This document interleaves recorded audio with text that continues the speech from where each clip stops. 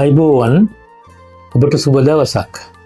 අදත් අපි කතා මණ්ඩපයෙන් තවත් කතාවක් සමග ඔබත් සමග සම්බන්ධ වන්න බලාපොරොත්තු වන්නේ.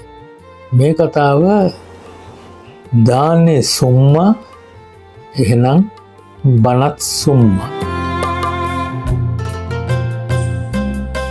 මේක හොඳ කතාවක්.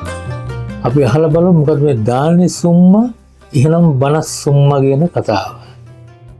මේ බෞද්ධ භික්ෂූන් දේශපාලනයට සම්බන්ධ වෙන්නේ 1950 ගණන් වල. 1957 වගේ එක්තරා මේ දකුණු පළාතේ අම්බලන්ගොඩට ආසන්නව දැන් ඒක මෙතන කොටාසයක් මම කියන්න යන්නේ නැහැ. ආන්දරංගේ නම කියන්නෙත් නැහැ. එතන පන්සලේ නම කියන්න බලාපොරොත්තු වෙන්නෙත් නැහැ. නමුත් ස්වාමීන් වහන්සේ කෙනෙක් එකල දිවිච්ච ගම් සභාවට ඡන්දය ඉල්ල දිනවා. මේ දිනීමත් එක්ක තමයි ඇත්ත වශයෙන්ම මේ ලංකාවේ බෞද්ධ වික්ෂූන්ට දේශපාලනයට පක්ෂ දේශපාලනය වල දේශපාලනයට සම්බන්ධ වෙන්න උනන්දුවක් ඇති වුණේ කියලා දේශපාලන විචාරකයෝ කියනවා. දැන් මෙන්න මේ දිනපු දිනිල්ලත් එක්ක උඩගිය හාමුදුරුවෝ 1977 දී මහමැතිවරණයට තරඟ කරන ස්වාධීන අපේක්ෂකයෙක් විදියට. 1970 කියන්නේ මේ රටේ සුවිශේෂී දේශපාලන වෙනසක් ඇතිවෙච්ච ලොකු පරිවර්තනයක් ඇතිවෙච්ච සියලුම ශ්‍රී ලංකා නිදහස් පක්ෂය ඇතුළු සියලුම පක්ෂ සෝදා පාළුවට ලක් කරලා ජයග්‍රහණය කරපු වසරක් එක්සත් ජාතික පක්ෂය. ඉතින් මේ කාලේ දැනම අර කෝච්චියට වෙල්ල තියනවා වගේ වැඩක් තමයි හාමුදුරුවෝ කරේ. කොහොම හරි හාමුදුරුවෝ ස්වාධීනව ඉල්ලලා පරාද වුණා. ජයග්‍රාහක UMP අපේක්ෂකයා ඡන්ද මං හිතන්නේ 17000ක් වගේ විතර ගත්තා.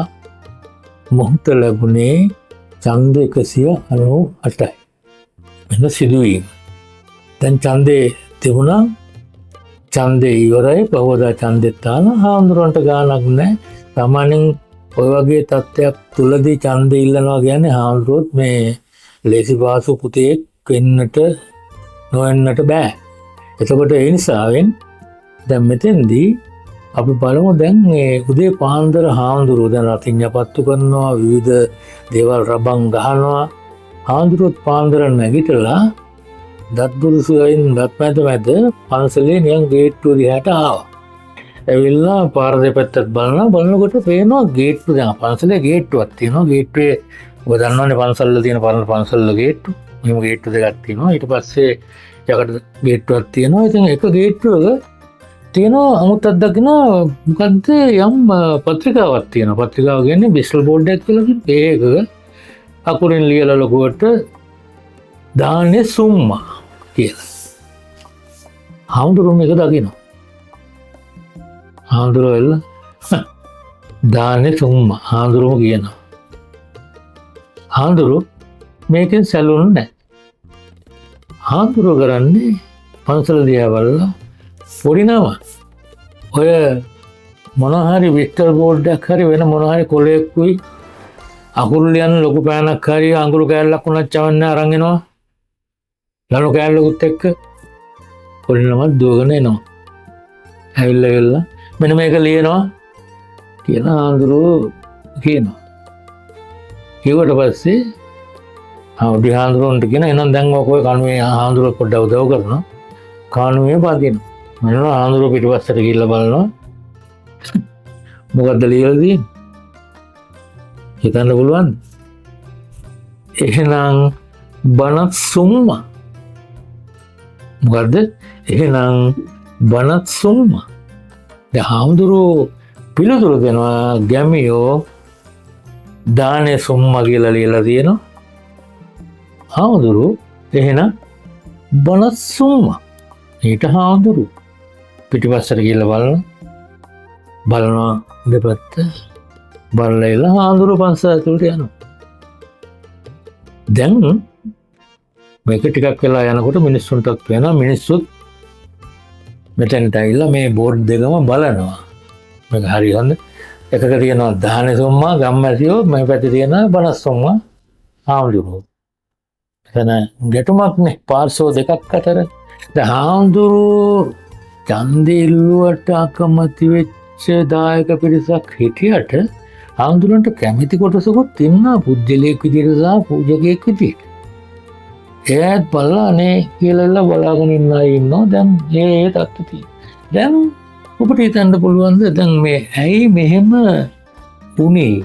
දැන් මේ ඇයි මේ කතන්දරේ දානේ සුම්මා කියලා ගම්වැසියෝ ලියනවා? මොකද හේතුව හාමුදුරුවෝ දේශපාලනයට පැමිණීම නිසානේ. ඊට පස්සේ එහෙනම් බණ සුම්මා කියලා හාමුදුරුවෝ ලියනවා. දැන් මේක හරි උපතෝකෝටිකයක් නේ. දැන් පොඩ්ඩක් මෙතෙන්දි මම ඔබතුමාලට මතක් කරන්න ඕන මේ දේශපාලනයේ මෙතුමගෙන් පස්සේ 77 මෙතුමා පරාජය වුණාට පස්සේ උන්වහන්සේ ඊට පස්සේ ඡන්දය ඉල්ලුවා 1991 දී බද්දේගම සමිත හාමුදුරුවෙක් යන සභාවකට. ඒ වගේම මට මතක විදියට උන්වහන්සේ 2001 දී වගේ ඉල්ලලා පාර්ලිමේන්තුවට ආවා.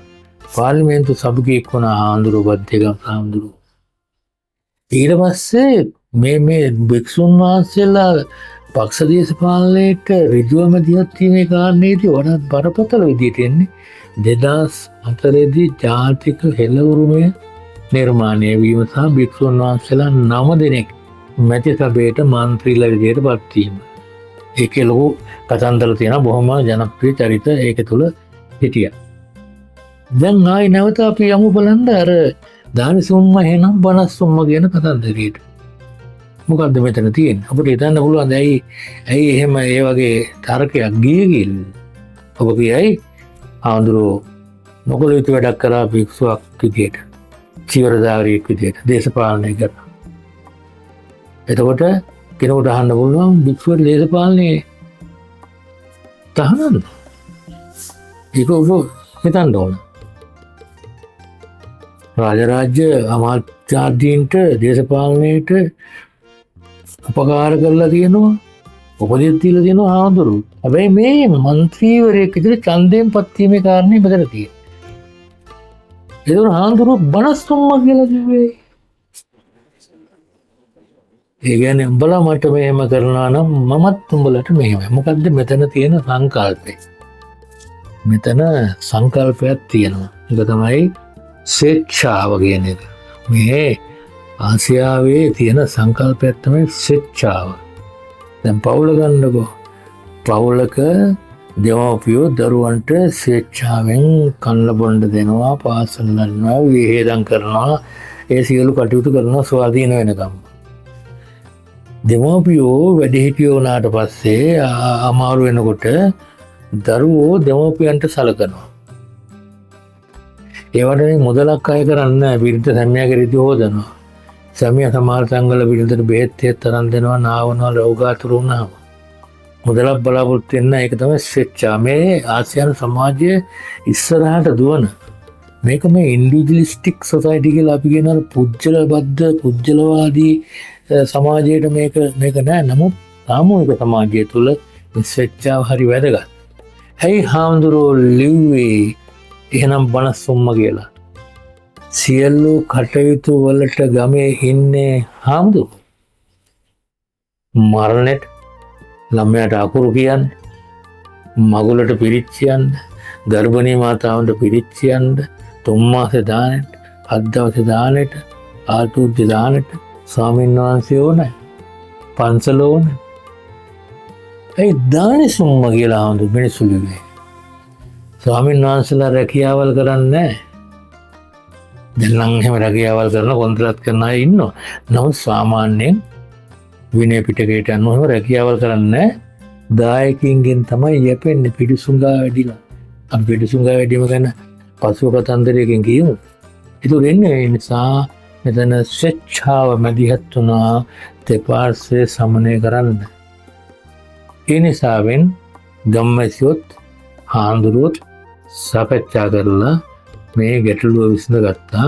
හැබැයි භික්ෂුන්ගේ දේශපාලනය කියන එක දිගින් දිගටම ආවා. කල්පනා කරන්න නැවත විචක්ෂණශීලීව නිර්මාණශීලීව මේ වගේ කතාවක් කියුවම මේක අභ්‍යන්තරයෙන් අපිට ගන්න පුළුවන් පාඩම මොකක්ද? මෙතනින් අපි හොයාගත්ත ස්වෙච්ඡාව නිසා මේ ගැටලුව විසඳුවයි කියලා. ඒ වගේ ඔබට තවත් මේ ගැන හොයන්න පුළුවන් වෙයි. එවනම් අද කතාව මම නවත්තනවා. අපි ලබන සතියේත් මේ වගේ කතාවකින් හම්බෙමු. බොහොම ස්තුතියි.